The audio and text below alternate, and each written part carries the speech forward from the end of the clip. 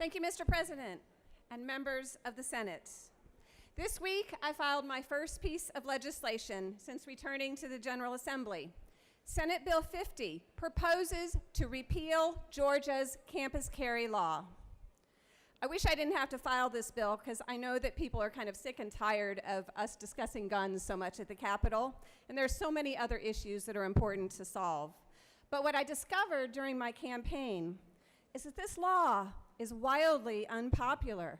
Parents, students, and professors told me that they feel less safe knowing that kids can have guns at school. And Governor Deal agreed, until he didn't. In his 2016 campus carry veto, Governor Deal stated, "From the early days of our nation and state, colleges have been treated as sanctuaries of learning, where firearms have not been allowed. To depart from such time-honored protections should require overwhelming justification, and I do not find that such justification exists." Now, there's someplace else where guns are not allowed, right here in this Capitol. During new legislator orientation, the Capitol Police warned us not to allow people to piggyback through the security turnstiles at Capitol entrances.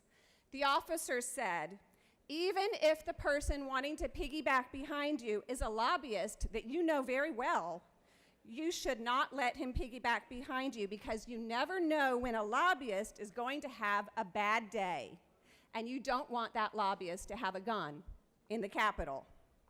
Now, that image of a stressed out lobbyist losing control of a gun at the Capitol sticks in my mind when I think about how stressed out college students are and how it's well documented that the executive function of a young adult brain is not fully developed, resulting in a lack of mental control and self-regulation. A quick Google search produced 3 incidents at the University of Georgia shortly after this law passed of finding abandoned loaded guns on the campus. One of those guns was found in a planter near a bus stop, and you have a picture of that gun on your desk this morning. The other gun was found in the bathroom of a residence hall. The third was found in an athletic facility. And even though this legislature is making a priority for mental health funding and services, it's well documented that the availability of guns has been shown to increase suicides.